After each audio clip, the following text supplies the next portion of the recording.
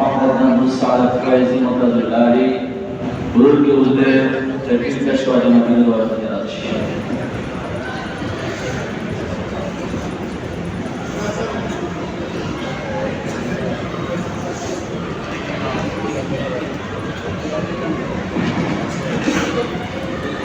السلام عليكم ورحمة الله وبركاته. ভালো আছেন আপনারা? আমি কেমন আছি কেউ যদি জিজ্ঞাসা করলেন না, অনেকক্ষণ পরে আসছি। الحمد لله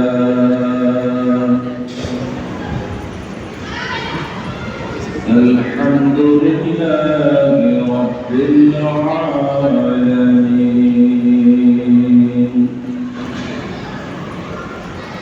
والصلاة والسلام على رسولنا الأمين أمين المكين الحليم الرؤوف الرحيم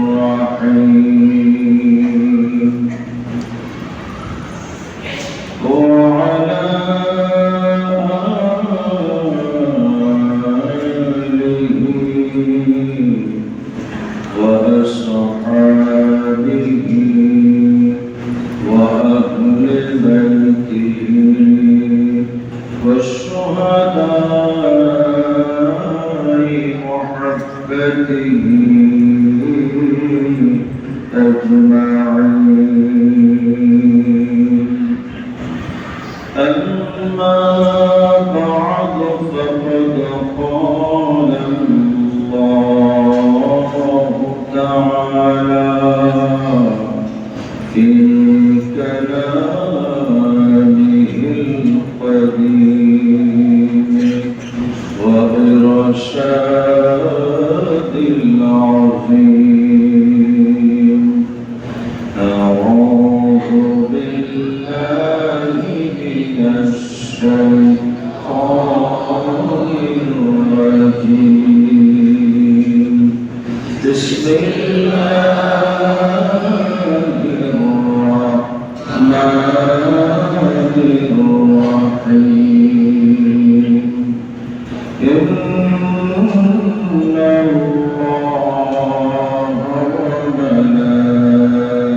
وملائكته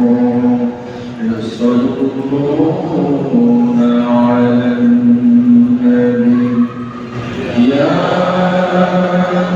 أيها الذين آمنوا صلوا عليه وسلموا تسليما. اللهم صل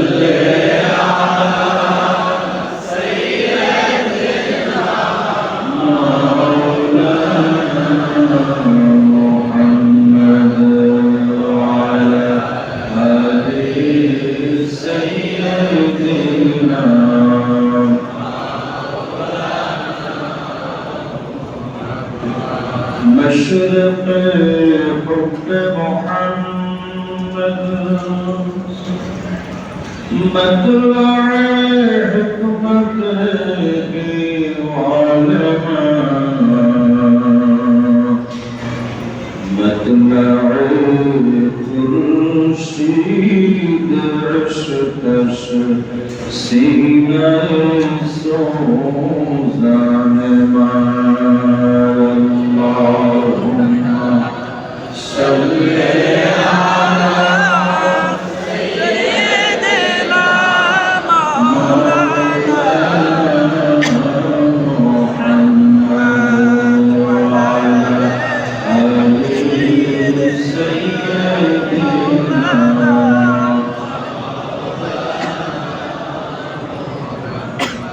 اللهم صل عشق مسيما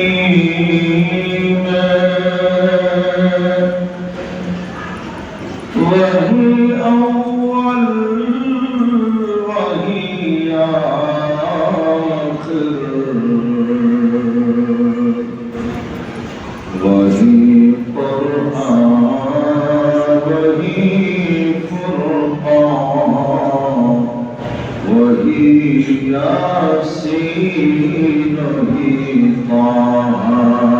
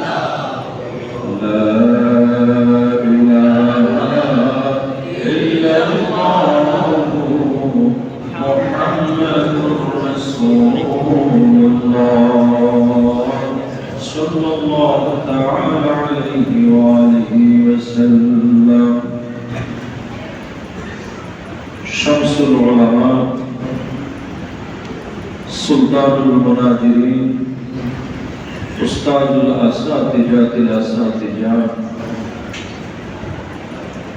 अल्लामा हाफिज जलील रहमतुल्लाह अलैहि नूरानी हाते प्रतिष्ठित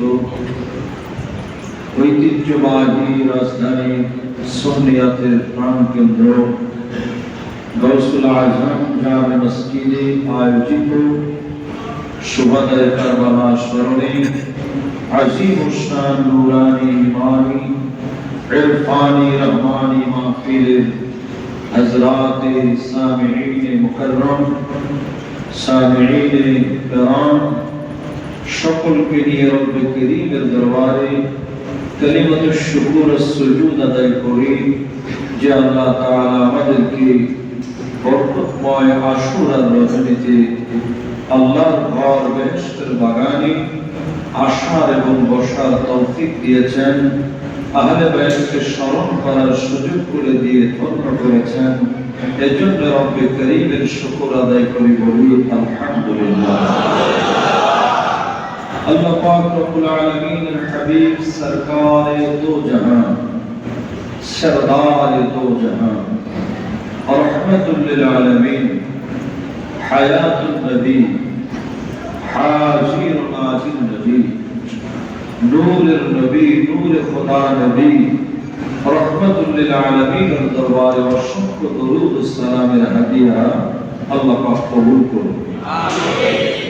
আরেকবার রব্বে করিমের প্রশংসা আদায় না করলেই নয় যে আল্লাহ তাআলা আমাদেরকে হায়াতুন নবী, রহমাতুল লিল আলামিনের উম্মত হিসেবে কবুল করেছেন। অন্য কারো উম্মত বানান নাই, নবিউল আম্বিয়ার উম্মত হতে পেরেছি, এজন্য আরেকবার বলি আলহামদুলিল্লাহ। হাজিরিন, অঙ্কের পরীক্ষায় অঙ্ক লিখতে হবে, না হলে কি নাম্বার পাওয়া যাবে? ইংরেজি পরীক্ষায় ইংরেজির জায়গায় যদি আমি ভালো করে অঙ্ক লিখে আসি নাম্বার হবে। আজকে যে বিষয় সে বিষয়ের উপরেই আমাদের আলোচনা করতে হবে, ঠিক কিনা? আমরা চেষ্টা করি কিছু শোনার বোঝায়, তবে সময় একেবারেই সংক্ষিপ্ত। এত সীমাবদ্ধ সময় নিয়ে লম্বা আলোচনা করার সুযোগ থাকে না। তারপরে আমি আপনাদেরকে নিয়ে চেষ্টা করব শুহাদায়ে কারবালার স্মরণে আমরা কিছু জানার বোঝার। কারণ এই রাতে আমার রহমতের নবীর পরিচয় টুকরা ইমাম আলী মাকাম ইমাম হুসাইন রাদিয়াল্লাহু তাআলা আনহু আলাইহিস সালাম সহ শুহাদায়ে কারবালা এবং আওলাদ রাসূলকে স্মরণ করে ঈমানটাকে মজবুত করার জন্য আল্লাহ পাক আজকে সুযোগ করে দিয়েছেন, ঠিক কিনা? এক বছর পরেই কিন্তু আমরা আজকের এই রজনীতে একত্রিত হতে পেরেছি। বছরে একটি রাত, আশুরার রাত আসে আমাদেরকে আহলে বাইতে আতাহারের মহব্বত শেখানোর জন্য, ঈমানকে পরিপক্ক করার জন্য। কথা বলেন, ঠিক কিনা? তো যে ইমাম আলী মাকামের শান শুনবো, ওনার শান শোনার আগে আমি উর্দু ভাষাতে আপনাদের কাছে ইমাম আলী মাকামের শান তুলে ধরবো। যখন আমি হুসাইন কা বলবো তখন আপনারা একটু আল্লাহু আকবার বলবেন, পারবেন? ইনশাআল্লাহ। কারণ আমরা সবাই হুসাইনি মুসলমান, ঠিক কিনা? ইয়াজিদের সাথে আমাদের কোনো সম্পর্ক নাই এবং থাকবেও না। কোন কালে ইয়াজিদের সাথে আমাদের সম্পর্ক হবে না। আমাদের সম্পর্ক ইমাম আলী মাকামের সাথে, ঠিক কিনা? কৌনাইন মে বুলন্দ হ্যায় रुतबा हुसैन का, कौनैन में बुलंद है रुतबा हुसैन का, फर्श ज़मीन से अर्श तक शोहरा हुसैन का, जहां में कुंबा हुसैन का, अरे सुल्तान दो जहां है, सुल्तान दो जहां है, नाना हुसैन का।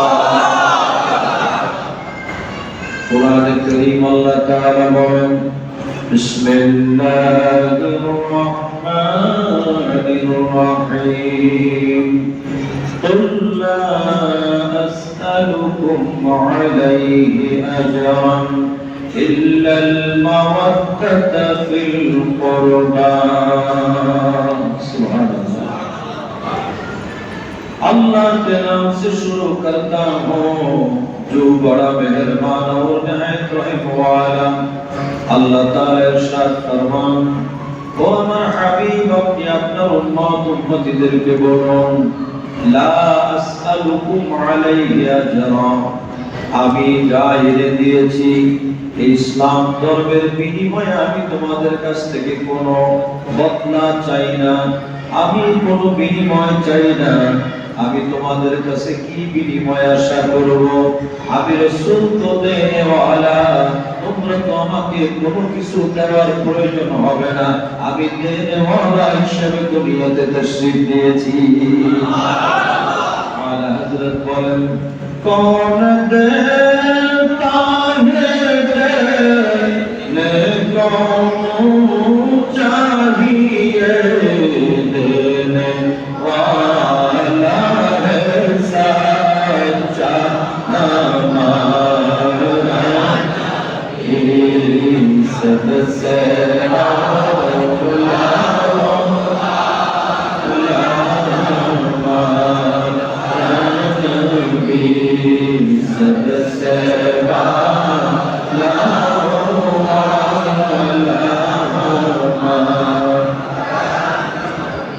আমার আপনার নবী হলেন দেনেওয়ালা। কি ওয়ালা? যিনি আল্লাহর পক্ষ থেকে সমস্ত নিয়ামত আমাদেরকে দিয়েছেন, ঠিক কিনা? এই মসজিদ পেয়েছি আমার নবীর জন্য, ঠিক কিনা? আযান পেয়েছি নবী পাকের জন্য, নামাজ পেয়েছি নবী পাকের জন্য, কোরআন শরীফ পেয়েছি দয়াল নবীর জন্য, আমরা ইসলাম পেয়েছি রহমতের নবীর জন্য, ঠিক কিনা? আমার নবী বলেন, আদরের উম্মত উম্মতি, এত নিয়ামত তোমাদেরকে দিয়ে দিলাম, বিনিময়ে আমি রাসূল কিছু চাই না, চাই না, চাই না। আমি রাসূল শুধুমাত্র তোমাদের কাছে একটা জিনিস চাই, ইল্লাল মাওয়াদ্দাতা ফিল কুরবা। আমার আদরের আত্মীয় স্বজন, আমার আওলাদদেরকে তোমরা অন্তর দিয়ে ভালোবাসবা, আমার আওলাদদেরকে তোমরা মহব্বত করবা, ভালোবাসবা।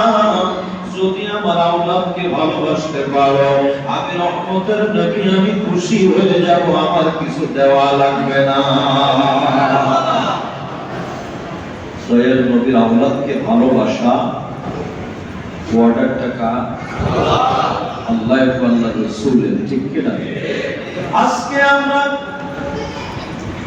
এই আশুরা রজনীতে, কারবালার রজনীতে মসজিদের মধ্যে একত্রিত হলাম, কারণ একটাই, আল্লাহর হাবিবের নূরানি আওলাদের ভালোবাসার টানে, ঠিক কিনা? নবী পাকের পবিত্র বংশধরের টানে, যাদের সাথে ভালোবাসা রাখলে আল্লাহর জান্নাত ওয়াজিব হয়ে যায়। কারণ ইমাম হাসান, ইমাম হুসাইন, আলী মাকাম, ওনারা জান্নাতের বাদশা, আমার আল্লাহ, আমার নবী তাদেরকে বাদশাহী দিয়েছেন, ঠিক কিনা? আজকে আমরা বসেছি জান্নাতের বাদশাকে স্মরণ করার জন্য, তার মহব্বত অর্জনের জন্য, ভালোবেসে দু চোখের পানি ফেলার জন্য। কার অন্তরে কতটুকু ভালোবাসা আছে আজকে প্রমাণ হয়ে যাবে আহলে বায়তের মহব্বতের খাতিরে, ঠিক কিনা? আমার বাবাজিরা আমার, চার ইমামের ফতোয়া হইল, ইমাম শাফি, ইমাম আযম, ইমাম শাফি, ইমাম মালিক, ইমাম আহমদ বিন হাম্বল, চার ইমামের ফতোয়া হইল, নামাজ পড়া যেমন ফরজ, নবীর আওলাদকে মহব্বত করা তেমন ফরজ। আমরা দয়ার নবীর আওলাদকে ভালোবাসতে চাই কিনা? আল্লাহ শুনতেছেন, আল্লাহর হাবিব শুনতেছেন, চাই কিনা? তোমার হাবিবের আওলাদকে আমরা জানের চেয়ে বেশি ভালোবাসি, কারণ তোমার হাবিবের ওয়াদা, হাবিবকে জানের চেয়ে ভালোবাসি। দয়াল নবী বলেন, قال رسول الله صلى الله تعالى عليه وسلم من أحب الحسن والحسين فقد أحبني ومن أبغضهما فقد أبغضني। আমার দয়াল নবী বলেন, যারা আমার হাসান হুসাইনকে ভালোবাসলো তারা আমি রহমতের নবীকে ভালোবাসলো, আর যারা তাদের সাথে দুশমনি করলো তারা আমি রহমতের নবীর সাথেই দুশমনি করলো, ঠিক কিনা? আমার বাবারা, আমার বন্ধুরা, আমার দয়াল নবী ভালোবাসার কথা বলেছেন, শুধু নয়, আমার মায়ার নবী নিজে কতটা ভালোবেসেছেন আওলাদদেরকে, যদি একটু শোনার চেষ্টা করি বুঝতে পারবো আমরা ইমামাইনে কারিমাইনকে কতটুকু ভালোবাসি, আর আমার দয়াল নবী তাদেরকে কতটুকু ভালোবাসতেন, ঠিক কিনা? আমার দয়াল নবী কামলেওয়ালা বলেন, হাদিসে পাকের মধ্যে আছে, একটু খেয়াল করে শুনবেন। قال رسول الله صلى الله تعالى عليه وسلم أنا شجرة وفاطمة حملها وعلي لقاؤها والحسن والحسين ثمرتها والمحبون أهل البيت ورثها يدخلون الجنة حقا حقا يقبل يا رسول الله।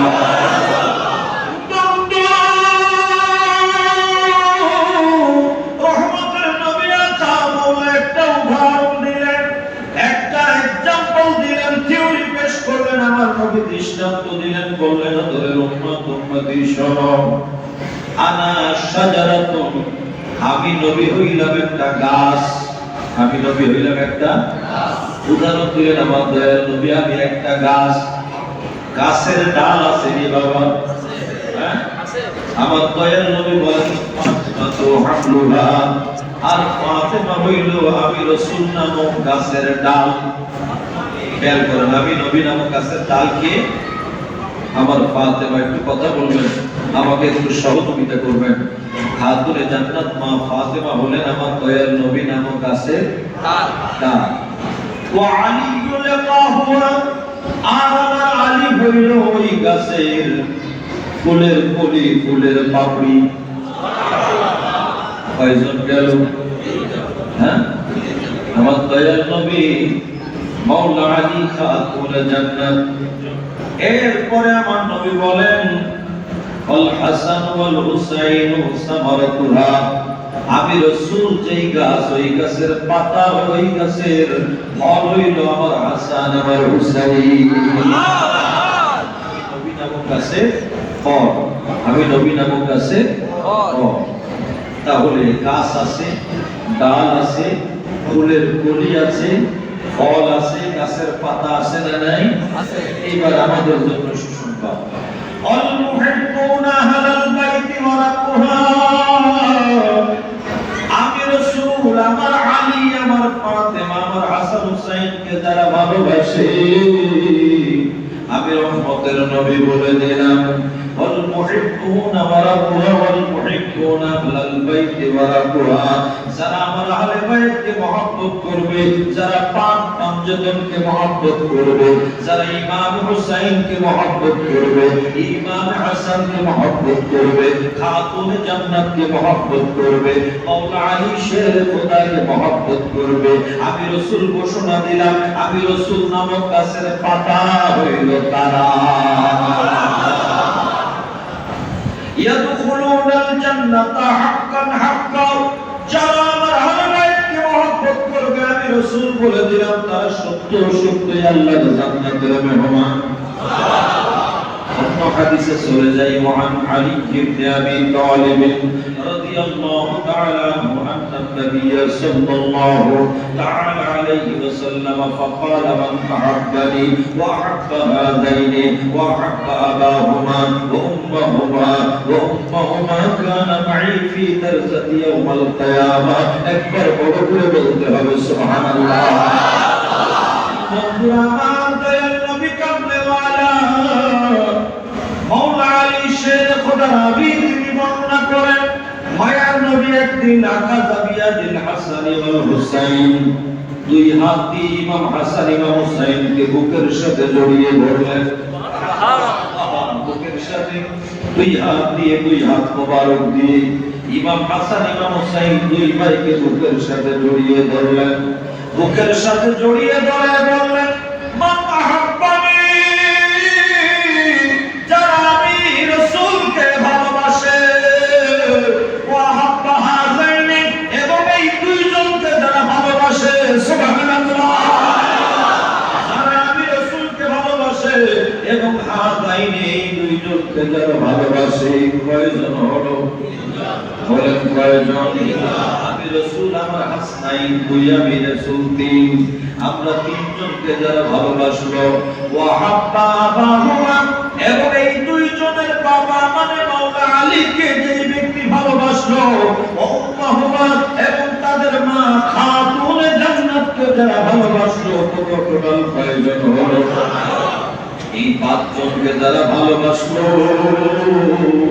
আমার দয়াল নবী বলেন কানা মাই ফি দারজাতি ইয়াউমাল কিয়ামা, কিয়ামতের ময়দানে আমি রাসূল পাককে আল্লাহ তাআলা সেই সম্মানে, সেই অবস্থানে জান্নাতের মধ্যে রাখবে। আমার আহলে বাইতকে যারা মহব্বত করবে, তাদেরকে আমি রাসূলের সাথে একই জান্নাতের মধ্যে আমার আল্লাহ রাখবে। অতএব নবী বংশের ভালোবাসায় লাভ আছে না নাই? নবী বংশকে মহব্বত করার দরকার আছে না নাই? দেখেন, আমার একজন উস্তাদ ইন্তেকাল হয়ে গেছেন 18 সালে, যিনি আল্লামা হাফেজ এম জলিল রহমাতুল্লাহ আলাইহি, উনি যখন মাহফিলের প্রধান অতিথি, তিনি সভাপতি ছিলেন। আমার দেশের বাড়ি সাতক্ষীরা, আপনারা অনেকেই জানেন।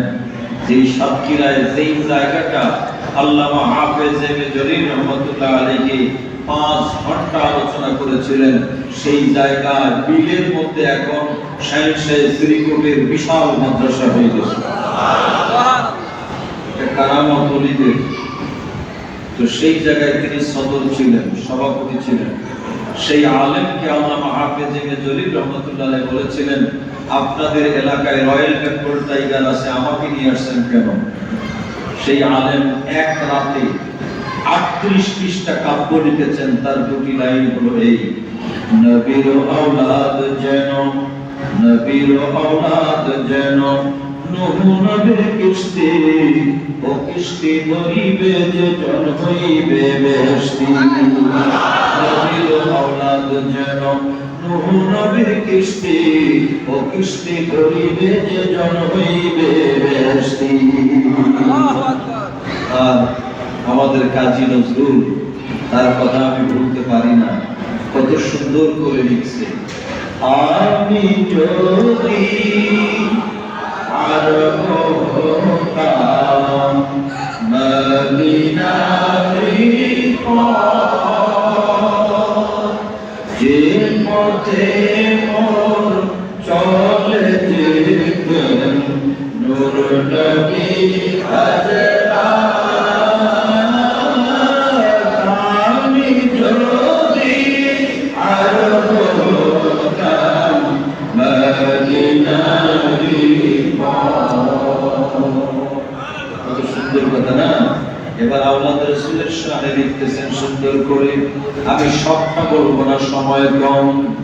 হাসান হোসেন হেসে হেসে নাচতো আমার পক্ষে এসে।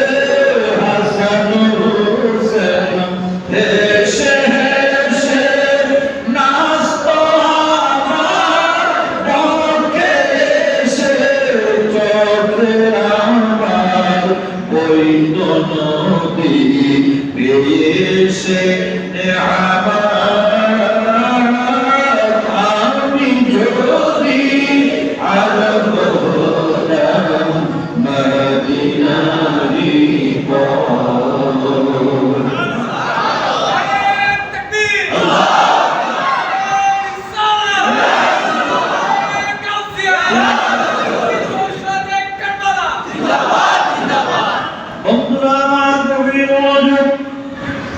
নজরুল লেখে, আমি মানুষ না হয়ে যদি আরবের রাস্তা হতাম, সোনার মদিনার রাস্তা হয়ে যেতাম। আমি জেদ্দার রাস্তা হইতাম না, দাম্মামের রাস্তা হইতাম না, রিয়াদের রাস্তা হইতাম না, মক্কা শরীফের রাস্তা হইতাম না। আমি যদি মানুষ না হয়ে রাস্তা হতাম, আমি সোনার মদিনার রাস্তা হয়ে যেতাম। কারণ ওই রাস্তা দিয়ে আমার নূরের নবী হাঁটতেন। আর আমি ওই রাস্তার উপর দিয়ে যখন ইমাম হাসান ইমাম হুসাইন দৌড়ে হেসে হেসে নেচে নেচে যখন খেলতেন, আমি ওই নিয়ামত পেয়ে চোখের পানি ফেলতে ফেলতে আমি নদী বানিয়ে দিতাম।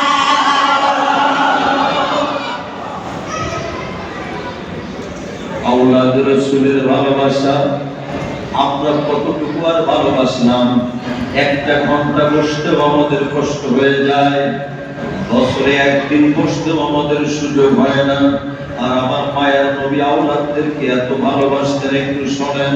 ইমাম হাসান, ইমাম হুসাইন, আলী মাকাম, দুইজনকে আমার রাসূল এত ভালোবাসতেন। আমার রহমতের নবী, মায়ার নবী, হাদিসে পাকের মধ্যে এসেছে, একদিন ইমাম হুসাইন আলী মাকামের শরীরের মধ্যে নিজের নাসিকা মোবারক লাগিয়ে, নাক মোবারক লাগিয়ে গন্ধ সুগন্ধ নিতেছিলেন, সুগন্ধি নিতেছিলেন, ঘ্রাণ নিতেছিলেন, সুবাস নিতেছিলেন। সাহাবায়ে কেরাম বলেন, ইয়া রাসূলুল্লাহ, ইমাম হুসাইনের শরীরের মধ্যে থেকে আপনি যে নাক মোবারক লাগিয়ে ঘ্রাণ দিচ্ছেন, এখানে কি ঘ্রাণটা পাওয়া যায়? আমার দয়াল নবী বলেন, ও আমার আদরের সাহাবায়ে কেরাম, রিহুল আওলাদ রিহুল জান্নাতি। আমার হুসাইনের শরীরের মধ্যে, আমার হুসাইনের শরীরের মধ্যে আল্লাহর জান্নাতের খুশবু পাওয়া যায়। ইমামের সমকামকে আল্লাহর হাবিব কতটা ভালোবাসতেন একটু চিন্তা করে দেখেন। কাদেরকে শহীদ করা হলো রে বাবা? ইমাম হুসাইন আমার নবী নামাজের মধ্যে সিজদায় পড়ে আছেন। ইমাম হুসাইন দৌড়ে এসে নানাজানের কাঁধের উপরে উঠে গেছেন, চড়ে বসেছেন নানাজান কি কাঁধের উপরে উঠে চড়ে বসেছেন নানাজান। আর সিজদা থেকে মাথা উঠাচ্ছেন না। আল্লাহর অর্ডার হয়েছে, হাবিব আপনি সিজদা লম্বা করুন, লম্বা করুন, লম্বা করুন, লম্বা করবেন না, করবেন না। আমি আল্লাহর বড় ভালো লাগে আপনার কাঁধের উপরে আপনার পরিজাত টুকরা হুসাইন চড়ে বসে আছে। আমার নবী কতটা ভালোবেসেছেন যে হুসাইনকে কারবালার জমিনে 40টা দাগ, কোপের দাগ শরীরের মধ্যে, যেই হুসাইনের শরীরের মধ্যে 121টা তীরের আঘাত, যেই হুসাইনের শরীরের মধ্যে 34টা বর্ষার দাগ, এই ইমাম আলী মাকামকে শাহাদাতের পরে আবার ওনার দেহের উপরে, শরীর মুবারকের উপরে খোঁড়া চালিয়ে চালিয়ে হাড়-হাড্ডি মুবারকগুলো ভেঙে দেওয়া হয়েছে। আওয়াজ দিয়ে বলেন নাউজুবিল্লাহ। সেই ইয়াজিদ বাহিনীকে বাংলার মোল্লায় ফতোয়া দেয়, সে নাকি ইয়াজিদ নাকি আমিরুল মুমিনিন ছিল, নাকি আমিরুল মুমিনিন ছিল। আমরা মানি না, কথা বলেন ঠিক কিনা? ইয়াজিদকে মুসলমান মানতে পারি না, ঠিক কিনা? ইয়াজিদ কাফের, ইয়াজিদ কাফের, ইয়াজিদ মুসলমান হইতে পারে না।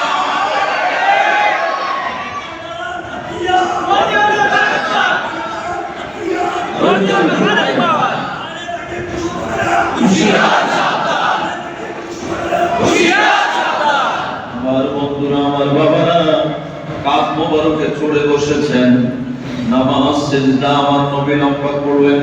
ইমাম আলী মাকাম ইমাম হুসাইন আলাইহিস সালাম তিনি বলতে লাগলেন, আমি বলতে লাগলাম, আমার নানা পিশ পিশ করে সুন্দর ছোট্ট আওয়াজে তাসবিহ করতেছিলেন, সুবহান রাব্বিয়াল আলা, সুবহান রাব্বিয়াল আলা, সুবহান রাব্বিয়াল আলা।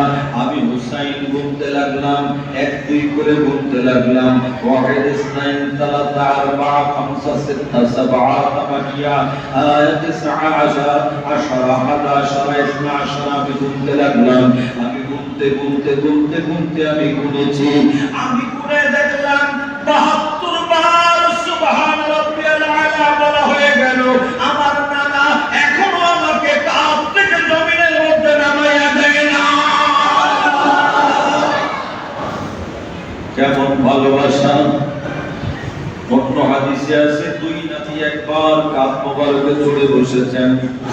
সিজদার মধ্যে আমার মায়ের নবী দুই হাত মোবারক দিয়ে দুইজনকে ধরে পিছন দিক থেকে ধরে আস্তে করে সিজদা থেকে মাথা মোবারক উঁচা করেছেন, ধরে আস্তে করে দুইজনকে উল্টা করে ধরে আবার সোজা করে সামনে উরু মোবারকের উপর নিয়ে বসে বসে আমার নবী নামাজ আদায় করেছেন। কত ভালোবাসা হাদিসে পাকে আছে। আমার দয়ার নবী আল্লাহর কাছে মুনাজাত করতেন, ফরিয়াদ করতেন। আমরা মুনাজাত করি, নিজের জন্য চাই, পরিবারের জন্য চাই, গাড়ি চাই, বাড়ি চাই, ক্ষমতা চাই, কত কিছু চাই।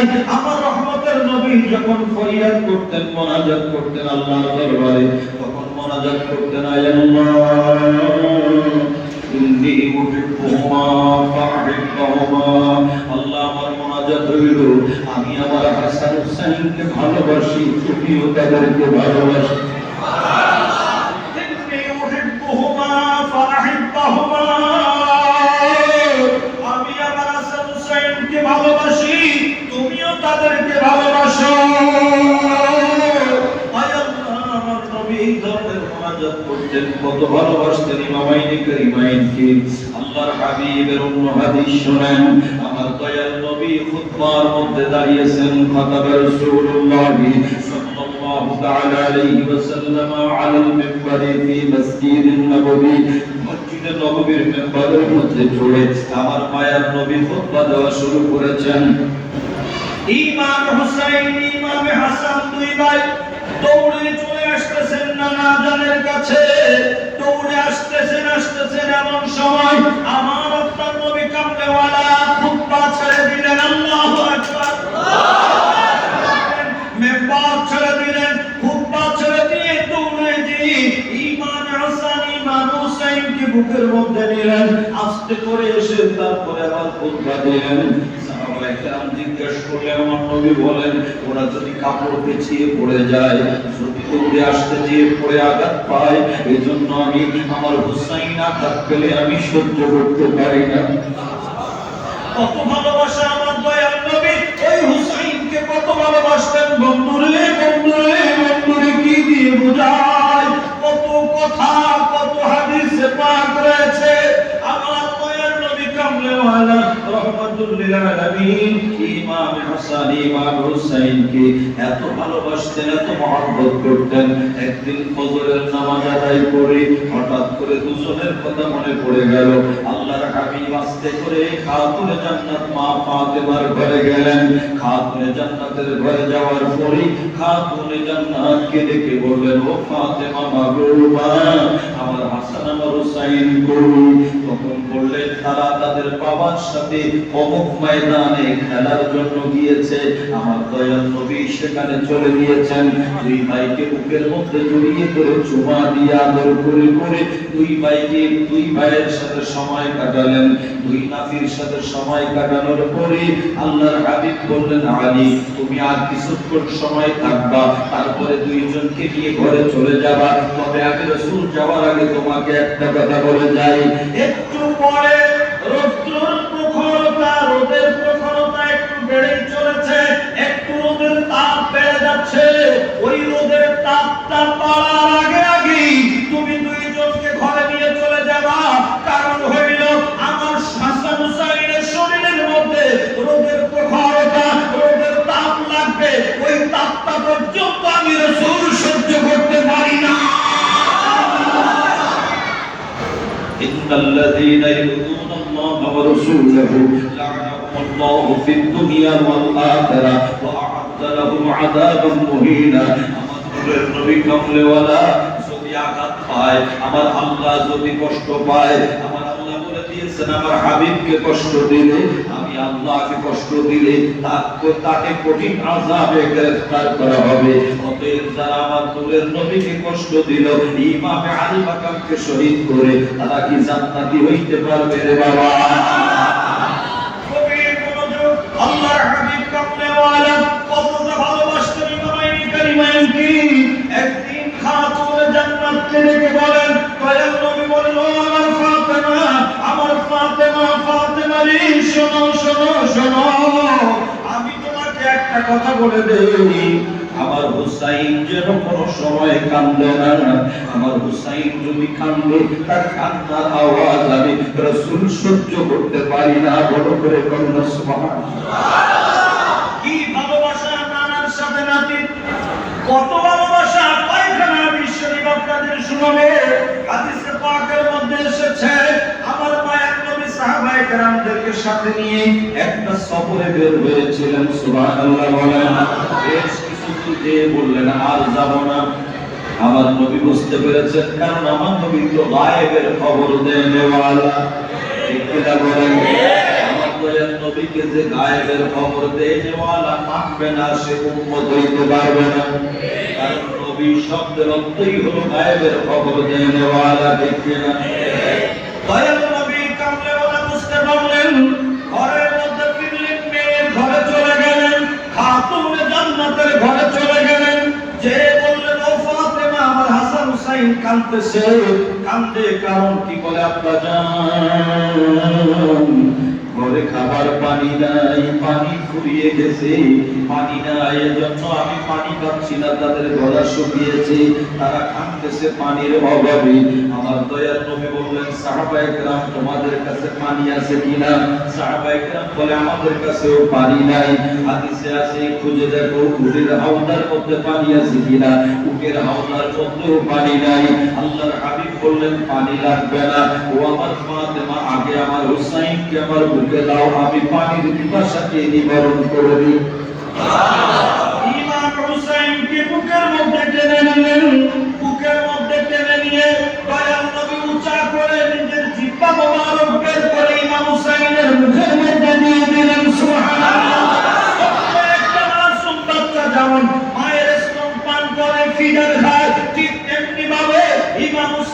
ডানা জিহ্বা মোবারককে আপনার চুষতে লাগলেন, পান করতে লাগলেন। এমন সময় আমার রহমতের নবী দেখলেন এখন তো হুসাইনের আরাম লাগতেছে, হুসাইন তো আস্তে আস্তে ঘুমিয়ে পড়তেছে।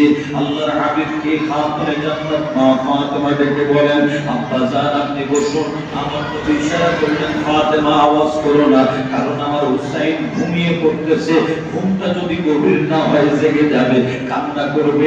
অতএব ঘুমটা না ঘুমানো পর্যন্ত, ঘুম গভীর না হওয়া পর্যন্ত আমি আমার জিহ্বাটা পর্যন্ত তার মুখ থেকে বের করে নিব না। বড় করে বলেন না সুবহানাল্লাহ। নবী তাকে ইশারা করে বুঝিয়ে দিয়ে পরবর্তীতে এই ব্যাখ্যা দিয়ে দিলেন, কেমনে আমার হুসাইন ঘুমাবে? আমার হুসাইনকে এখনো তো তোমরা কেউ বোঝো নাই। আমার হুসাইনকে হযরত উম্মুল ফজল রাদিয়াল্লাহু তাআলা আনহা তিনি কি করলেন?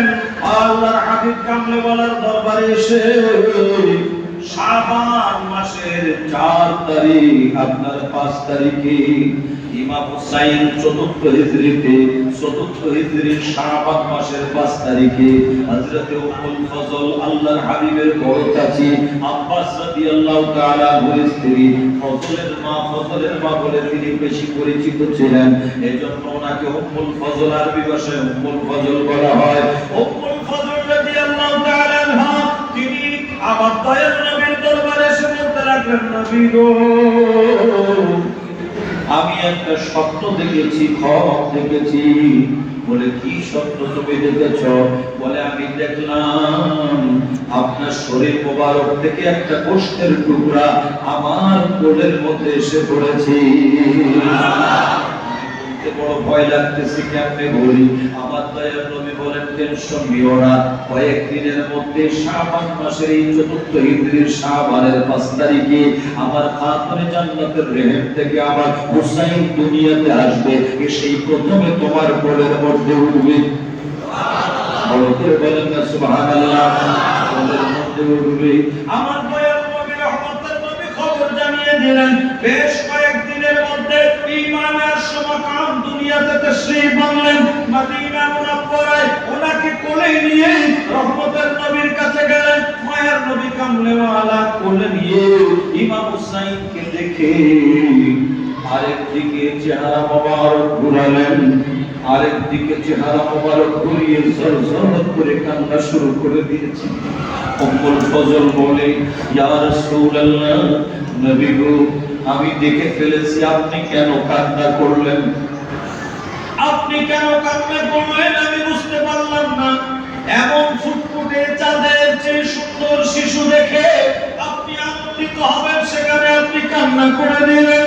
আমার দয়াল নবী কামলে ওয়ালা রাহমাতুল লিল আলামিন আকা মাওলা বললেন, ও উম্মুল ফজল চাচী গো কান্না যে কেন করলাম এটা আমার আলী আমার ফাতেমাকে এখন বলবেন না, কারণ এই সোনার সন্তান, এই ফুটফুটে চাঁদের চেয়ে সুন্দর সন্তানটা আমার কলিজার টুকরা নাতি, যাকে দেখলে চাঁদার অন্তর ঠান্ডা হয়ে যায়, ওই হুসাইনকে কারবালার ময়দানে 61 হিজরিতে আমার উম্মতের মধ্যে নাম লেখাইয়া, মুসলমানের দলে নাম লেখাইয়া এক ইয়াজিদ বাহিনী তারা শহীদ করে দেবে। ওইটা আমি রাসূল মনে করে আমি চোখের পানি অশ্রু মোবারক আর ধরে রাখতে পারলাম না। একবার বলে করে বলেন না সুবহানাল্লাহ। আমার বাবারা কি দিয়ে আপনাদেরকে বুঝাই, ইমাম হুসাইন আলাইহিস মাকাম শহীদ হলেন কারবালার ময়দানে। তার অনেক লম্বা ইতিহাস রয়েছে, 2-4-5 ঘন্টার বিষয় না, লম্বা কথা। ইতিহাসে গেলে আমি শেষ করতে পারবো না, এজন্য আংশিক আপনাদেরকে বলে যাচ্ছি। ইমাম সুমাকাম আমার দয়াল নবীর এত ভালোবাসা, এত মহব্বতের, যাকে আমার রহমতের নবী এতটা ভালোবাসা দিয়েছেন, শরীর মোবারকে চুমা দিতে দিতে এমন জায়গার মধ্যে তিনি এমন জায়গা চুমা দিতে দিতে গলার মধ্যে সামনে পিছনে এমন জায়গায় চুমা দিয়েছেন, ইয়াজিদের সেমার সেনাম যখন গলা কাটতে গিয়েছে, সামনে যখন কাটে ওই সময় বলতেছে সামনে কাটতে পারবা না, ওই জায়গায় আমার রহমতের নবী চুমা দিয়েছেন। সুবহানাল্লাহ। এত ভালোবাসা, এত মহব্বত ইমামের সুমাকামের সাথে, এজন্য আমার মুহাব্বতের হুসাইনকে এই কারবালার রজনীতে শুধু নয় মওত পর্যন্ত স্মরণ করতে হবে, ঠিক কিনা? শুধুমাত্র একটা হাদিস শরীফ আজকে তাতে মাথায় নিয়ে যান। হাদিসে পাকে কিতাবের মধ্যে রয়েছে, তাফসীরের মধ্যেও পাওয়া যায়, যখন ফুলসিরাতের বিধান নাজিল হলো আমার রহমতের নবীর উপরে, এবার খেয়াল করে শুনবেন, একটু তো আমার দিকে কানটা একটু দিবেন মেহেরবানি করে। ইমামে হুসাইন আলী মাকাম আমাদের জন্য কত বড় নিয়ামত। আল্লাহর হাবিবের দরবারে ফুলসিরাতের বিধান নাজিল হইল, আল্লাহ তাআলা ফুলসিরাতের বিধান নাজিল করলেন। ফুলসিরাত যেই পুল পার হতে হবে, ওই পুলটা হবে 30,000 বছরের রাস্তা। কত হাজার? 30,000 বছরের রাস্তা। এমনি করে ঢালু জায়গা 10,000 বছর, 10,000 বছর, আবার 10,000 বছর। এই ফুলসিরাতটা পার হবে আশিকে রাসূল যারা 1 সেকেন্ডের মধ্যে পার হয়ে যাবে। দুশমন পার হতে পারবে না, আমল খারাপ হইলে পার হতে গিয়ে কষ্ট হয়ে যাবে। আমার দয়াল নবী জানলেন যে ফুলসিরাতের নিচে জাহান্নাম হবে, দোজখ হবে, ফুলসিরাত পার হতে গিয়ে পড়ে গেলে জাহান্নামে যাবে। আল্লাহর হাবিব এই কথা শুনে কান্না শুরু করে দিয়েছেন, কারণ আমার নবী হলেন উম্মতের দেওয়ানা, ঠিক কিনা? আজকে উম্মত বুঝলো না, যেই নবী 24টা ঘন্টা রব্বি হাবলি উম্মতি উম্মতি বলে কাঁদে, ওই রহমতের নবীকে চিনতে পারলো না, ঠিক কিনা? ওই নবীকে সাধারণ মানুষ না বললে পেট ভরে না, ওই নবীর সামনে বেয়াদবি না করলে পেট ভরে না, ওই নবীকে একটু সালাম দিতে গেলে পায়ের মধ্যে ব্যথা হয়, কথা বলতে আমার আল্লাহ সালাম দেয়, যাকে আমার আল্লাহ সালাম দেয়, সেই নবীকে বান্দায় সালাম দিতে যাদের বেদাতের ফতোয়া, তাদেরকে নিয়ে আমাদের কথা নাই, ঠিক কিনা? নবী মালা নূরের নবীর প্রেমে আমরা জীবন দিতে রাজি, কিন্তু আমার দয়াল নবীর শান্তিকে এক কলম আমরা পিছাতে রাজি না। একটা কথা বলে দিয়ে যাই আপনাদেরকে, বাংলার জমিন কিন্তু তোমাদের বাবার জমিন না, এটা শাহজালালের জমিন। এই জমিনের মধ্যে বন্ধুরা আমরা বলে যাই, যতই পায়তারা করো না কেন, যতই এদিক সেদিক করো না কেন, যতই হুজুরের দালালি করো না কেন, এই জমিনের মধ্যে কিয়ামত পর্যন্ত ইয়া নবী সালামু আলাইকা বন্ধ করতে পারবে না, পারবে না।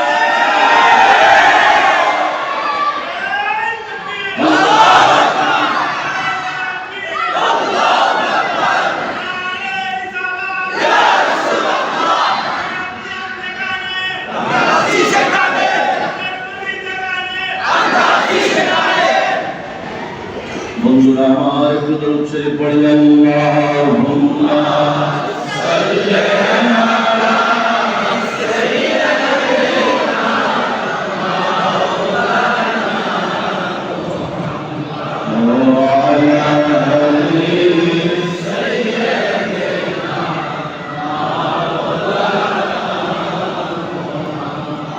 আল্লাহ তুমি দয়া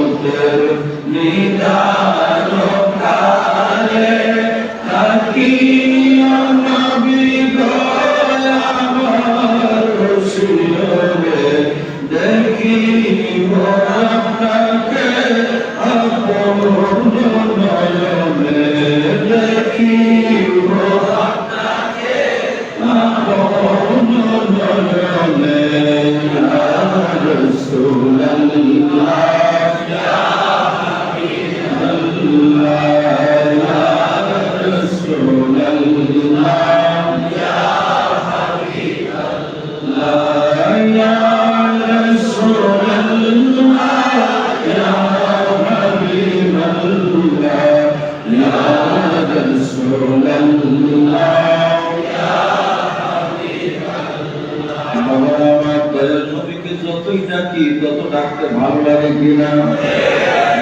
আমার তো মনে হয় ইয়া রাসূলুল্লাহ বলে যতই ডাকি একবার ডাকলে মনে হয় নতুন নতুন স্বাদ পাওয়া যায়।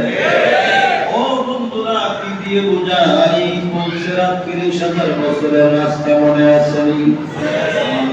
নবীর উম্মত যদি পড়ে যায় নিচে জাহান্নাম, আমার মায়ের নবী কাঁদতে লাগলেন, আদরের উম্মত কেমনে পার করবে? উম্মত পড়ে গেলে জাহান্নামে যাবে, কষ্ট পাবে, আমার উম্মত কষ্ট পাবে, আমি রাসূল চাই না। এই কাঁদতে শুরু করেছেন। সিদ্দিক আকবর এসে দেখে আমার দয়াল নবী কাঁদে। আমার দয়াল নবীকে বোঝাবার চেষ্টা করলেন, আপনি তো বললেই আল্লাহ তাআলা দোয়া কবুল করেন, আপনি আবার কান্না করতেছেন কেন? আপনি কাঁদবেন না ইয়া রাসূলুল্লাহ, আপনি কাঁদলে আমি আবু বকর সইতে পারি না। সিদ্দিক আকবর বললেন, আমার নবীর কান্নার বর্ণ। ফারুক আযম এসে বলে, আমার নবীর কান্না বলল। সাহাবায়ে কেরাম অনেকে এসে বলেন, আমার দয়াল নবীর কান্না বন্ধ হয় না। কয়েকজন মিলে একটা বোর্ড মিটিং করলেন। মিটিং করে সিদ্ধান্ত নিলেন, একজন ব্যক্তি যিনি দুনিয়াতে আছেন উনি যদি এসে একবার আব্বা বলে ডাক দেয় তাহলে আমার নবীর কান্না বন্ধ হয়ে যাবে। আর কেউ না, উনি হাসান হুসাইনের মা খাতুনে জান্নাত, আমার নবীর কলিজার টুকরা। সবাই মিলে খাতুনে জান্নাতের কাছে গিয়েছেন। যে ডাক দিলেন সিদ্দিক আকবর বলে, ফাতেমা, পুলসিরাতের বিধান নাযিল হয়েছে, রহমতের নবীর কান্না বন্ধ হচ্ছে না। উম্মতের মায়ায় রহমতের নবী কান্না করছেন, তুমি একটু আসো, এসে রহমতের নবীকে একটু দেখে বোঝাও না। আমরা বললাম মায়ের নবীর কান্না বন্ধ হয় না। খাতুনে জান্নাত বললেন, জান আমি আসতেছি। ওনাদের পিছে পিছে পর্দার মধ্যে খাতুনে জান্নাত চলে এসেছেন। আব্বা জানকে ডেকে বলেন, আব্বা জান, আপনার কান্না কেন? আপনি কান্না বন্ধ করুন। রহমতের নবীর কলিজার টুকরা খাতুনে জান্নাতকে দয়াল নবী বলেন, ও ফাতেমা, কেমনে কান্না বন্ধ করব? আমার আল্লাহ তাআলা এমন একটা বিধান নাযিল করেছেন পুলসিরাতের ব্যাপারে, উম্মত যদি নিচে পড়ে যায় জাহান্নামে যাবে। উম্মতের মায়ায় আমি কান্না না করে আর পারি না, আমার ভালো লাগে না।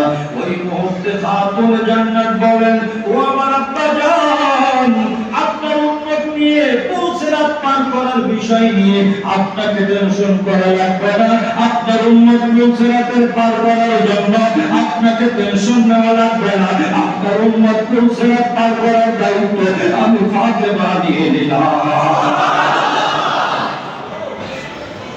আল্লাহর হাবিব ওই সময় নীরব বলেন, কান্না বন্ধ করলেন। এবার খাতুনে জান্নাত কি করলেন একটু শুনুন। সিদ্দিক আকবরকে ডেকে বললেন, ও আবু বকর সিদ্দিক, সিদ্দিক আকবর, আপনাকে দায়িত্ব দিলাম, আপনি আমার আব্বা জানের মুরব্বী উম্মত গুলো পার করিয়ে দিবেন। সিদ্দিক আকবর রাজি হয়ে গেলেন। খাতুনে জান্নাতের দেওয়া দায়িত্ব, আল্লাহর হাবিবের কলিজার টুকরার দেওয়া দায়িত্ব। সাথে সাথে মাওলানা আলীকে ডাকলেন, স্বামী গো, আপনি আমার আব্বা জানের যুবক উম্মত গুলো পার করে দিবেন। তিনি বললেন, আমি দায়িত্ব নিয়ে নিলাম। দয়াল নবীর কলিজার টুকরা দায়িত্ব দিয়েছে, কেমন করে না নেই। এবার খাতুনে জান্নাত ইমাম হাসান হুসাইনকে বলার আগে বললেন, ও আমার বাবা হাসান হুসাইন, শোনো, তোমার মা জননী খাতুনে জান্নাত, তিনি সমস্ত মেয়েদের মা জাতের দায়িত্ব তিনি নিয়ে নিল। আমি ফাতেমা যত মহিলা আছে সবার দায়িত্ব নিয়ে নিলাম। আর হাসান হুসাইন, তোমাদের হুসাইন রে, আমার হাসান শোনো, হাসান রে, তোমার দায়িত্ব হলো আমার আব্বা জানের কিশোর বয়সের উম্মত গুলো পার করে দিবা। ইমাম হাসান লাব্বাইক বলল, ইমাম হুসাইন বলল, মা এতগুলো দায়িত্ব ভাগ করলেন, মাঝখানে আমার কিছু কথাবার্তা রয়েছে, একটু যদি বলতে দেন আমি আপনাকে বলবো না। এই কথাটা আমি আমার নানা জানকে বলতে চাই। আল্লাহর হাবিব মুহূর্তের মধ্যে ইমাম হুসাইন কি বলবে আমার রহমতের নবী জানে কিনা? জানেন কিনা? আমার মায়ের নবী হুসাইন আলী মাকাম যেই বলেছে, সাথে সাথে দুইখানা হাত মোবারক প্রসারিত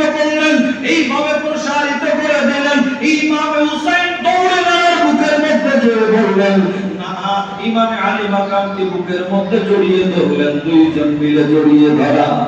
ওই সময় আমার রহমতের নবীকে ইমাম হুসাইন বললেন, নানা জান, এখানে আমি সবার চেয়ে বয়সে কম, আমি হইলাম শিশু হুসাইন। আমি একটা কথা বলতে চাই, নানা গো আমার, আপনার উম্মতের জন্য, আমার মাহফুজ সিরাত পার করাবার জন্য সিদ্দিক আকবরকে দায়িত্ব দিলেন, বড়দেরকে, মুরব্বীদেরকে, আব্বাজান মাওলা আলীকে দায়িত্ব দিলেন, যুবকদেরকে।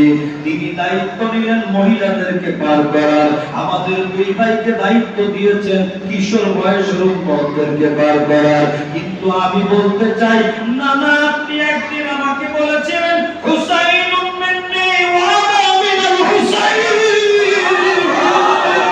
হুসাইনুম মিন্নি ওয়া আনা মিনাল হুসাইন। হুসাইন আমার হবে, আমি হুসাইন হবে, হুসাইন আমার, আমি হুসাইনের, হুসাইন আমার, আমি হুসাইনের। এই কথা আপনি বলেছিলেন বলে, হ্যাঁ নানা গো এই কথা আমি বলেছিলাম। তখন ইমাম হুসাইন বলে, নানা যদি এই কথা হয়ে থাকে, হুসাইন আমার, আমি হুসাইনের, আমি বলতে চাই কারো দায়িত্ব নেওয়া লাগবে না, আমি একা একা হুসাইন সমস্ত উম্মতকে বুঝরাত পার করে দিব।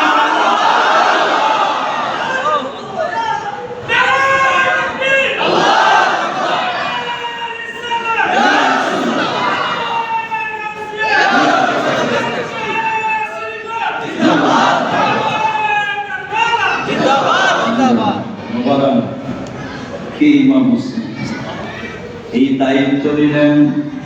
এই দায়িত্বটা নিভানোর জন্য আল্লাহ কুদরত সেট করে রেখে দিয়েছেন।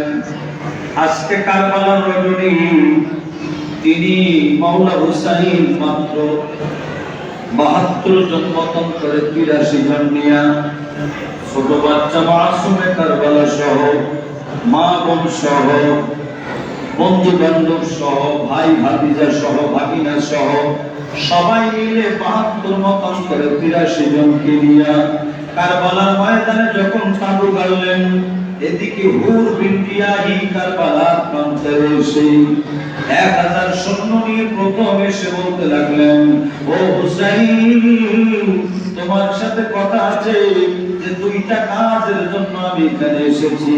একটা হলো এমন অবস্থা হয়েছে, আপনাকে হয়তো ইয়াজিদের কাছে যাওয়া লাগবে বায়াত গ্রহণের জন্য, মাতার বায়াত গ্রহণ করতে হবে, নতুবা আমি বলবো আপনার সাথে যুদ্ধ করার জন্য আমরা রেডি আছি।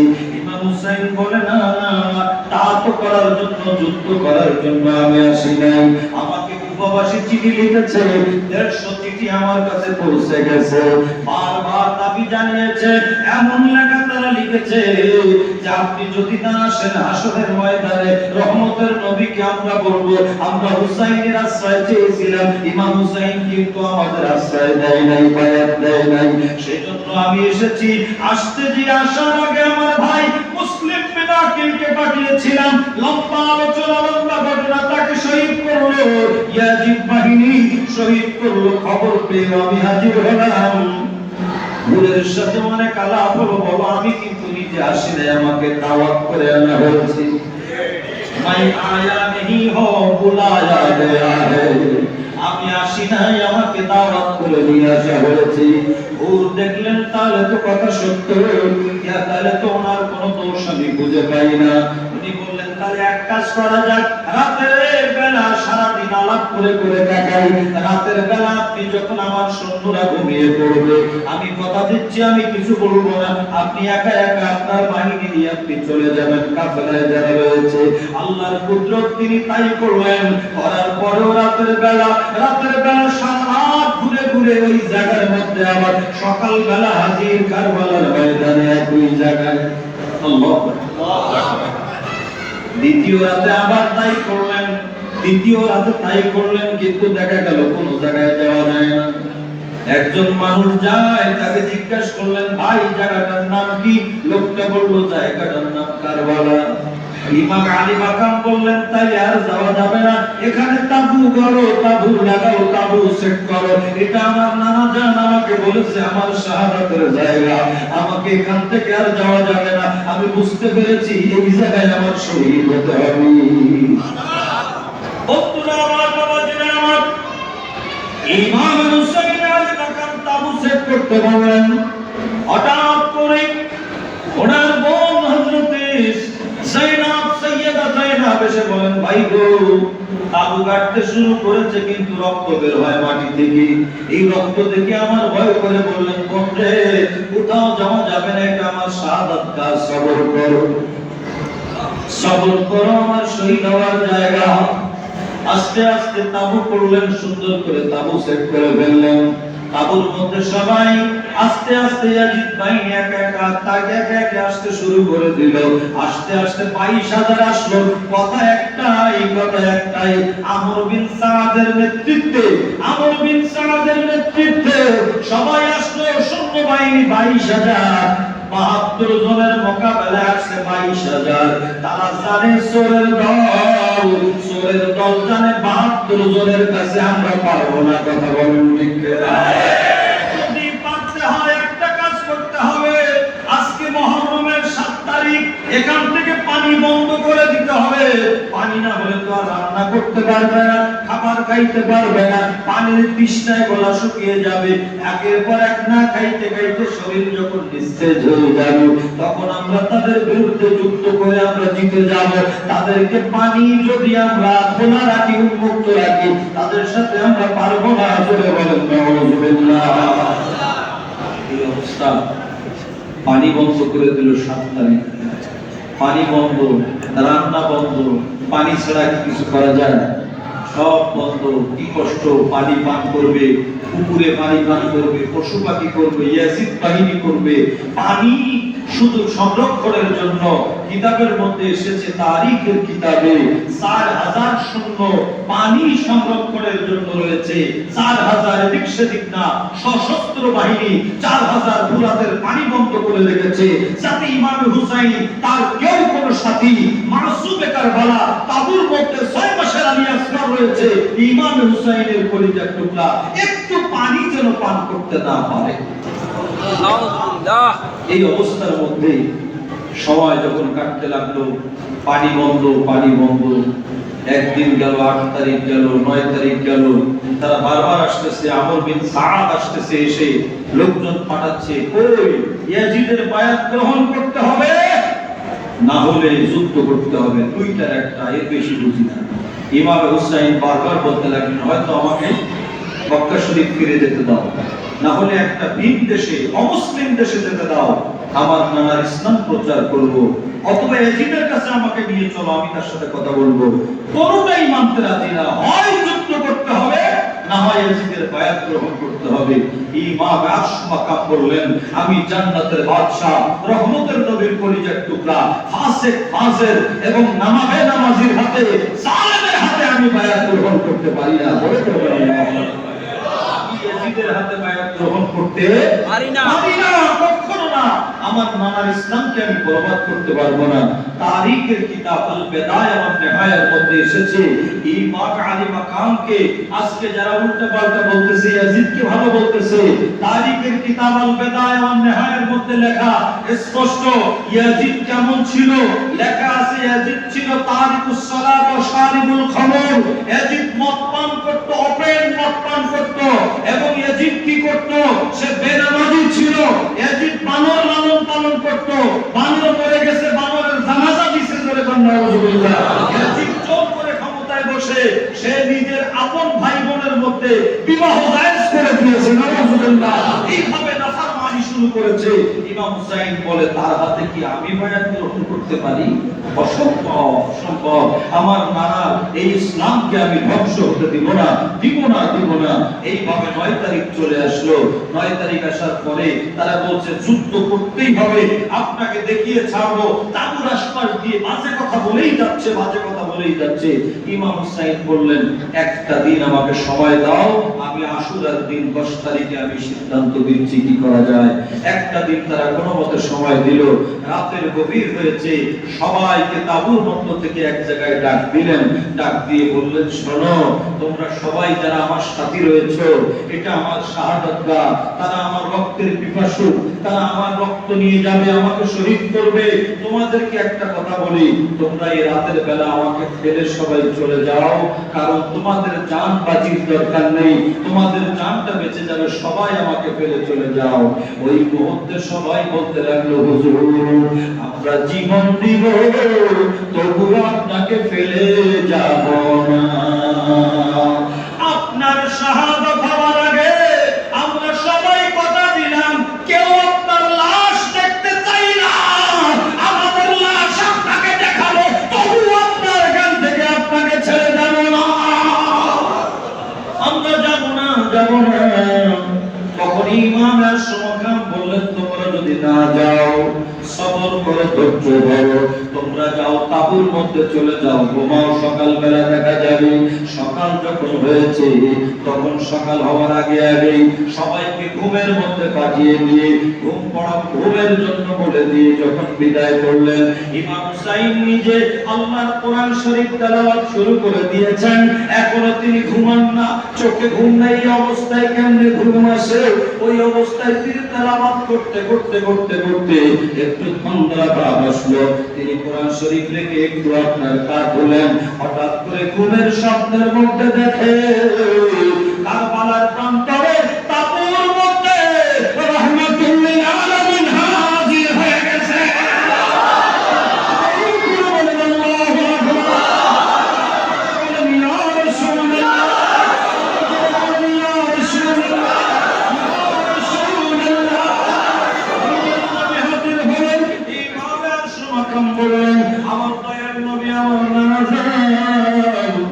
আমার কাছে এসে আমাকে বুকের সাথে জড়িয়ে ধরলেন, মুখ মোবারকের সাথে জড়িয়ে ধরে আমার চেহারার মধ্যে, আমার মুখের মধ্যে চুমা দিতে লাগলেন, আমাকে বুকে কোলে উঠিয়ে নিয়ে আমাকে নানা জান চুমা দিতে লাগলেন, আর কাঁদতে লাগলেন, আর বললেন, আল্লাহুম্মা আতিল হুসাইনা সাবরান ওয়া আজরা, আল্লাহুম্মা আতিল হুসাইনা সাবরান ওয়া আজরা। আয় আল্লাহ, আল্লাহ তোমাকে বলছি, আল্লাহ আমার হুসাইনকে সবর করার তৌফিক দাও, আর হুসাইনের শাহাদাতের পুরস্কারটা আমাকে দিয়ে দাও। বারবার চুমা দিয়ে দিয়ে কথা বলে গেলেন নানা জান রাহমাতুল লিল আলামিন। আকা মাওলা যখন বিদায় নিলেন, উনি তন্দ্রা ছুটে যাওয়ার পরে সবাইকে ডাক দিলেন, ফজরের নামাজ শেষ, জামাতের নামাজ, আল্লাহু আকবার, সবাইকে নিয়ে নামাজ পড়লেন। নামাজের পরে বলে দিলেন, কেউ তোমরা বিচলিত হও না, ধৈর্য ধারণ করো, আমার শাহাদাত গাহ আমি কমপ্লিটলি আমার নানা জান থেকে খবর পেয়েছি, এটা আমার শাহাদাতের জায়গা, আর এখান থেকে আমি ফিরতে পারবো না, পারবো না, পারবো না। আমার নানা জান আমাকে বলে গেছেন, আমার নানা জান আমার জন্য কান্না করতেছেন, আমার শরীরের মধ্যে চুমা দিয়ে আদর করে দিয়ে গেছেন, এখন আর হবে না, এখান থেকে আমি আর ফিরতে পারবো না। ফজরের নামাজ হয়ে গেল, উত্তাল চারিদিকে ঝনঝন আওয়াজ তরবারির, কেন বের হয় না, বের হয় না। ইমাম আলী মাকামের সাথী 50 জন একসাথে দাঁড়িয়ে গেলেন। ইমামের সমাকাম, ও ইমাম হুসাইন, আমাদেরকে একটু আপনি তাড়াতাড়ি অনুমতি দিয়ে দেন, আর হুসাইনের বিরুদ্ধে বাজে কথা সহ্য করতে পারি না, যিনি জান্নাতের সরদার বাদশা, তার বিরুদ্ধে এই কথাগুলো সইতে পারতেছি না, একটু অনুমতি দেন, অনুমতি দেন, আমরা বের হয়ে যাই। যুদ্ধের ময়দানে ইমামের সমাকাম কি আর করবেন, যুদ্ধের ময়দানে নামিয়ে দিলেন, একে একে একে একে একে একে 50 জনের শাহাদাত হয়ে গেল। তাদের লাশগুলো ইমাম হুসাইন দেখতে লাগলেন, নিজের চোখের সামনে 50 জন শহীদ হয়ে গেল। বড় করে আল্লাহু আকবার। ভাতিজা চলে আসলো, আব্দুল্লাহ বিন হাসান, ইমাম হাসান রাদিয়াল্লাহু তাআলা আনহুর ছেলে, চাচাকে জড়িয়ে ধরে বলে, চাচা সব বুঝতে পেরেছি, কিন্তু আপনার লাশ আমি দেখতে পারবো না, আপনি আমাকে অনুমতি দেন, আমি এখন বিদায় নিয়ে যুদ্ধের ময়দানে নেমে যাব, অনুমতি দেন, অনুমতি দেন, চাচা আমাকে একটু অনুমতি দেন। চাচা বলতে লাগলেন, ভাতিজা রে দিলে তো আর বুকে ফিরে পাবো না। চাচা, আমাকে ফিরে পাওয়ার দরকার নাই, কিন্তু আমি হাসরের ময়দানে যেন রহমাতুল লিল আলামিনের দরবারে আমি যেন ঠেকে না যাই। আমার দাদা জান শেরে খোদার দরবারে যেন আমি আটকা না পড়ি, আমার আব্বা জানের কাছে যেন আটকা না পড়ি। আপনি আমাকে একটু ছেড়ে দেন, আমি এখন যুদ্ধের ময়দানে যাব। বুঝতে চেষ্টা করলেন, বুঝাইতে বুঝলেন না, ছেড়ে দিলেন। বাবা যাও, চোখে মুখে চুমা দিয়ে যুদ্ধের ময়দানে নেমে গেলেন। কিছুক্ষণের মধ্যে আব্দুল্লাহ বিন হাসান শাহাদাত বরণ করছে। আল্লাহু আকবার। হঠাৎ করে সামনে আসলেন কাসেম বিন হাসান। খুব খেয়াল করে শুনবেন, এই কাসেম বিন হাসান ইমাম হাসান রাদিয়াল্লাহু তাআলার ছেলে, যিনি যার চেহারাটা ছিল সরাসরি আমার দয়াল নবীর চেহারার মতো। সুবহানাল্লাহ। যিনি বারবার এসে বলতে লাগলেন, আমাকে একটু অনুমতি দেন, অনুমতি দেন, আমি বের হয়ে যাই। তখন ইমাম হুসাইন আলী মাকাম বললেন, না বাবা, তোমাকে ছেড়ে দেব না, কারণ তোমার আব্বা জান আমার ভাই আমাকে বলেছে আমার মেয়ে সফিনার সাথে তোমার বিয়ে হবে। আমার ভাইয়ের কথা আমি ফেলতে পারবো না, তুমি থাকো, আমার মেয়ের সাথে তোমার বিবাহ হবে। তখন হযরত কাসেম বিন হাসান বললেন, না না না, আমার আব্বা জান আমাকে একটা তাবিজ দিয়ে গেছেন। তিনি আমাকে বলেছিলেন, বাবা যখন কোনো বড় বিপদে পড়বা তাবিজটা খুলে একটু দেখবা কি লেখা আছে। এই বড় বিপদে পড়ে আমি তাবিজটা খুললাম, খুলে দেখতে পাই তাবিজের মধ্যে লেখা আছে আমার ভাই ইমাম হুসাইন যেদিন বিপদে পড়বে ওই মুহূর্তে তোমার জীবন গেল, আমার ভাইয়ের পিছু ছাড়বা না। মুহূর্তের মধ্যে তিনি এই কথা দেখে কাঁদতে কাঁদতে চাচা থেকে বিদায় নিলেন। বিদায় নিয়ে যুদ্ধের ময়দানে নামলেন। নামে নেমে যখন তিনি যুদ্ধ করতে করতে করতে করতে দুনিয়া থেকে বিদায় নিলেন, শাহাদাতের পর্দা নিলেন, ভাইয়ের সন্তানগুলো চলে গেল। এবার নিজের সন্তান ইমামে আলী আকবর সামনে চলে আসেন, যার চেহারাটা হুবহু আমার দয়াল নবীকে দেখতে যেমন আল্লাহ তাআলা যে সুন্দর সৌন্দর্য দিয়েছেন, ওনার চেহারাটা দেখতে আমার নবীর প্রতিচ্ছবি মনে হয়। সুবহানাল্লাহ। এসে বলেন, হযরত ইমামে আলী আকবর 18 বছরের বয়স, ইমাম হুসাইনের ছেলে, একজন বড় ছেলে যিনি হচ্ছেন ইমাম জাইনুল আবেদিন 22 বছরের বয়স, আর ইমামে আলী আকবর 18 বছরের বয়স। আর ওই তাবুর মধ্যে মাসুম বাচ্চা ইমাম হযরত আলী আসগর বয়স হইল মাত্র 6 মাস। বন্ধুরা আমার, যুদ্ধ চলতেছে চলতেছে চলতেছে। ইমামে আলী আকবর এসে বলতে লাগলেন, আব্বা জান, আপনি কি ভাবছেন যে আপনার লাশ আমি চোখে দেখবো? আমাকে ছেড়ে দিতে হবে, আমি এখন যুদ্ধের ময়দানে নেমে যাব। এখন আমি যুদ্ধের ময়দানে নেমে আমি অন্তত আল্লাহর হাবিবের দরবারে বলতে পারবো, আমি আমার দাদা জান মাওলা আলী শের খোদার দরবারে বলতে পারবো, আমার আল্লাহকে আমি বলতে পারবো, জান্নাতের বাদশা আব্বা জানের আগে আগে আমার জীবন দিয়েছিলাম। আল্লাহু আকবার। বুকে জড়িয়ে ধরে বলতে লাগলেন, বাবাজি, আমার কলিজার টুকরা, যাকে দেখলে আল্লাহর হাবিবের পাগলেরা রাসূল দেখার স্বাদ মিটাইতো, আজকে সে নেমে যাবে যুদ্ধের ময়দানে। বিদায় করে দিলেন তরবারি নিয়ে, বের হয়ে গেলেন, নেমে গেলেন যুদ্ধের ময়দানে। নেমে বলতে লাগলেন, আনা আলী ইবনে হুসাইন ইবনে আলী, নাহনু আহলু বাইতি আওলাদিন নবী। একবার বড় করে বলেন সুবহানাল্লাহ। উনি যুদ্ধের ময়দানে নেমে এই আওয়াজ দিলেন, আনা আলী। আলী আকবর বলেন নাই, বললেন আনা আলী, আমি আলী বলেন। আল্লাহু আকবার। আনা আলী ইবনে হুসাইন ইবনে আলী, আমি আলী, আমি হুসাইনের ছেলে আলী, আমি আলীর পুত্র আলী, আমি আলী আকবর বলছি।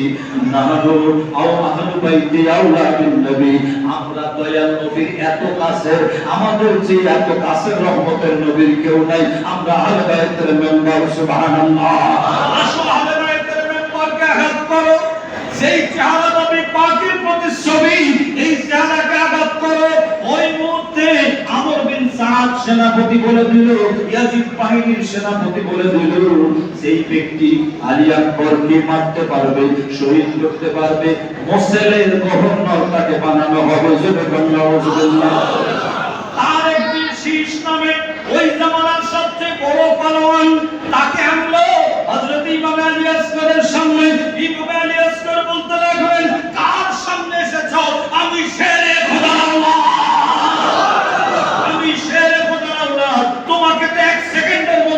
থেকে বের করতাম তোমাকে আমি বের করে দেব, দুনিয়া থেকে বিদায় করে দেব।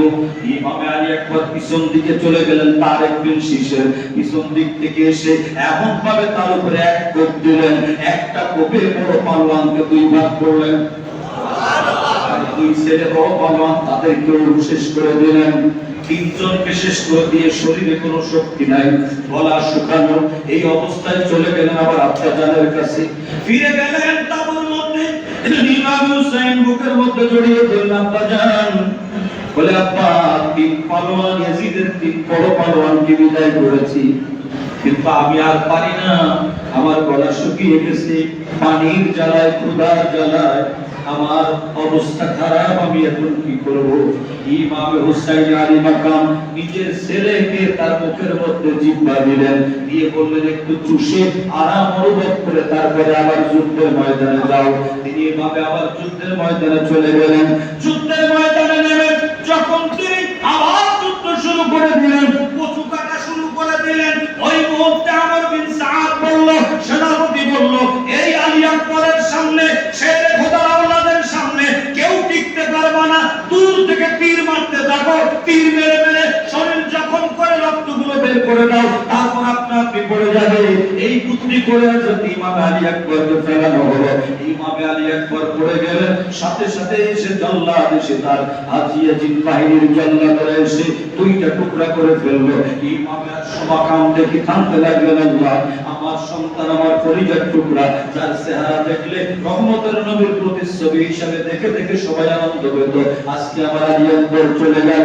মুহূর্তের মধ্যে কাঁদতেছে ওই অবস্থায় হযরত আব্বাস আলমদার, যার হাতে কারবালার পতাকা ছিল, ইমাম হুসাইনের বাহিনীর পতাকা, নাম হলো আব্বাস আলমদার। তিনি দৌড়ে চলে আসেন তাঁবুর মধ্যে, এসে দেখতে পেলেন 6 মাসের আলী আসগর। এমন অবস্থা, কানলে হা করে থাকে, চোখ দিয়ে পানি বের হয় না, রক্ত বের হয়, নবীর আল্লাহ, রক্ত বের হয়, নবী পাকের আওলাদ, 6 মাসের বাচ্চা, 3 দিন পর্যন্ত মুখে কোনো খাবার নাই, কোনো পানিও নাই, মায়ের স্তনে দুধ নাই। এই অবস্থায় বাচ্চা থেকে আব্বাস আলমদার বলতে লাগলেন, ভাইজান, আমাকে একটু ছেড়ে দেন, আমি কথা দিচ্ছি যে কোনো উপায়ে আমি 4000 শূন্য অপেক্ষা করে আমি ফুরাতের পানি এনে আমার ভাতিজার মুখে দিব, আলী আসগরের মুখে দিব। বলেন আল্লাহু আকবার। পানির মশক নিয়ে, বড় পাত্র নিয়ে, জাংলার মশক বলা হয় পানির পাত্র, এই পানির পাত্র নিয়ে যখন তিনি নেমে গেলেন, পানির পাত্র নিয়ে যখন নেমে গেলেন, সরাসরি ফুরাতের তীরে নামলেন। ফুরাতের তীরে নেমে যে ফুরাতের পানিও ভরে ফেললেন, ভরে উপরে উঠলেন, ঘোড়ার পিঠে উঠতে চারদিক থেকে শত্রু এসে ওনাকে ধরলো। প্রথমে এই হাতের কবজি এখান থেকে কেটে দিল, তারপরে উনি এভাবে ধরলেন পানির মশক, এখান থেকে কেটে দিল, 2 বাজু দিয়ে ধরলেন, তারপরে 2 বাজু কেটে দিল, দাঁত দিয়ে ধরলেন, দাঁত দিয়ে ধরার পরেও ছাড়ে নাই। শেরে খোদার আওলাদ কত সাহস নিয়েছে, 2টা হাত নাই, তারপরে বলতেছে, ও আলী আসগর, তোমাকে আমি পানি পান করাবো। আল্লাহু আকবার। কথা দিয়েছি পানি পান করাবো, কথা দিয়েছি পানি পান করাবো। ইমাম আলী আসগরের কথা দিয়েছি। ওই সময় তিনি মশকটা দাঁত দিয়ে কামড় দিয়ে ধরেছেন। কাফেররা বলল, মশকের মধ্যে গুলি চালাও, তীর মারো, মশক ছিদ্র হয়ে পানি পড়বে। আল্লাহু আকবার। মশক ছিদ্র হয়ে পানি পড়তে লাগলো। পানি পড়তে পড়তে যখন পানি আর নাই, পানি আর নাই, একটু খেয়াল করে শোনেন, কষ্ট হয় আপনাদের? আমি এক্ষুনি শেষ করে দিব, একটু খেয়াল করেন। মশক ছিদ্র হয়ে পানি পড়তে লাগলো। ওই সময় পানি ফুরিয়ে গেল। পানি ফুরিয়ে যাওয়ার পরে যখন মশকটা পড়ে গেল, হযরত আব্বাস আলমদার কান্দে বলে, আর না, ডাক দিছে ওখান থেকে তাঁবুর ভিতরে ইমাম আলী আসগর, ডাকে, চাচ্চু, ও আলী আসগর, আমাকে ক্ষমা করে দিও, মাফ করে দিও, হাসরের ময়দানে কথা দিয়েছিলাম কিন্তু তোমাকে পানি পান করাইতে পারলাম না, আমাকে ক্ষমা করে দিও। আল্লাহু আকবার। ইমাম আলী আসগর চলে গেলেন, আব্বাস আলমদার চলে গেলেন, ওনাকে শহীদ করে 2 টুকরা করলো। ইমাম হুসাইন লাশে লাশের পাশে এসে কাঁদতে আর বলে, ভাই তোমার সাথে আমার এত কথা ছিল, কিছুই বলতে পারি না, আমার ডান হাতটা তারা ভেঙে দিয়েছে, আমার আর কে আছে? একমাত্র ইমাম আলী আসগর আর ইমাম জয়নুল আবেদিন ছাড়া আবুর মধ্যে আর কেউ নাই। বড় করে বলেন আল্লাহু আকবার। বাবা আমার, আমি আস্তে আস্তে ইমাম আলী আসগরের শাহাদাত সহ ইমাম হুসাইন আলী মাদানের শাহাদাত পর্যন্ত যাচ্ছিলাম, কিন্তু আসলে সময় বেশি হয়ে গেছে। ওনারা আমাকে বলেছিলেন 11টার মধ্যে ক্লোজ করার জন্য। তো আসলে আর দেরি না করে আপনারা আপনাদের খতিব সাহেব যারা আছেন ওনাদের থেকে বাকি আলোচনা শোনার চেষ্টা করবেন। আমি সময়ের দিকে না বেঁধে গেছে, সবাই অনেকের গেট বাসার গেট বন্ধ হয়ে যাবে, এই জন্য আর দেরি না করে আপনারা আল্লাহ পাক রব্বুল আলামিন আমাদেরকে তৌফিক দিলে পরবর্তী সময় এই হৃদয় বিদারক কথাগুলো আমরা শুনবো। যতটুকু শুনেছি আল্লাহ যেন আহলে বাইত নবী বংশের মহব্বতের আমাদের ঈমানটাকে আরো মজবুত করে দেন, আমিন। এখানে আমি আলোচনা শেষ করছি।